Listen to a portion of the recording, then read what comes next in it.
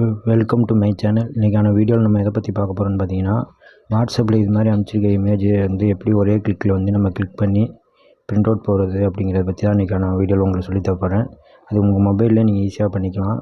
அதுக்கு பார்த்தீங்கன்னா ப்ளே ஸ்டோரில் ஒரு ஆப் இருக்குது. அந்த ஆப்பை வந்து நீங்கள் டவுன்லோட் பண்ணி இந்த இமேஜெல்லாம் அதில் போய் வச்சிங்கன்னா ஈஸியாகவே கிராப் பண்ணிடும். அது எப்படி என்னங்க ஆப்புங்கிறத நான் உங்களுக்கு சொல்லித் தருவாங்க. வீடியோக்குள்ளே போகிறதுக்கு முன்னாடி என்னோடய சேனல் உங்களுக்கு பிடிச்சிருந்தா அந்த சப்ஸ்கிரைப் பட்டனை கிளிக் பண்ணி சப்ஸ்கிரைப் பண்ணிக்கோங்க. கூடவே பெல் ஐக்கான் இருக்கும், அதையும் கிளிக் பண்ணி ஆளுங்கிற நோட்டிஃபிகேஷனை செட் பண்ணிக்கோங்க. ஓகே, வாங்க இன்றைக்கான வீடியோக்குள்ளே போகலாம்.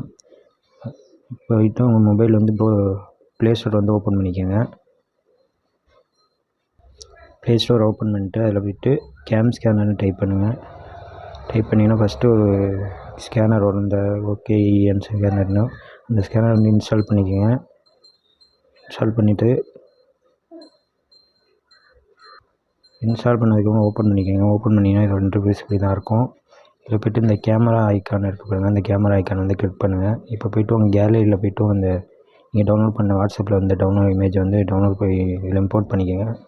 இதில் இம்போர்ட் ஃபைல்னு இருக்குது பார்த்தீங்கன்னா, அந்த இதை கிளிக் பண்ணிக்கோங்க.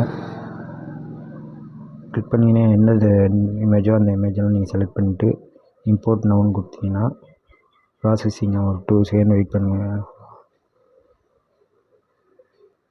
ஆனதுக்கப்புறம் வந்துடுச்சு பாருங்கள். அதுவே கிராப் பண்ணி சூப்பராக கொடுத்துரும். பிரைட்னஸ் எல்லாமே மாற்றி கொடுத்துரும். சூப்பராக வந்துச்சு பாருங்கள். இதே மாதிரி நீங்களும் உங்கள் இமேஜை வந்து கிராப் பண்ணி நீங்கள் பிரிண்ட் அவுட் ஈஸியாக போட்டுக்கலாம். ஓகே ஃப்ரெண்ட்ஸ், இது போன்ற பயனுள்ள தகவலுக்கு என்னோடய சேனல் வந்து சப்ஸ்கிரைப் பண்ணிக்கோங்க. கூடவே பெல் ஐக்கான் இருக்கும், அதையும் கிளிக் பண்ணி ஆளுங்கிற நோட்டிஃபிகேஷனை செட் பண்ணிக்கோங்க. நன்றி, வணக்கம்.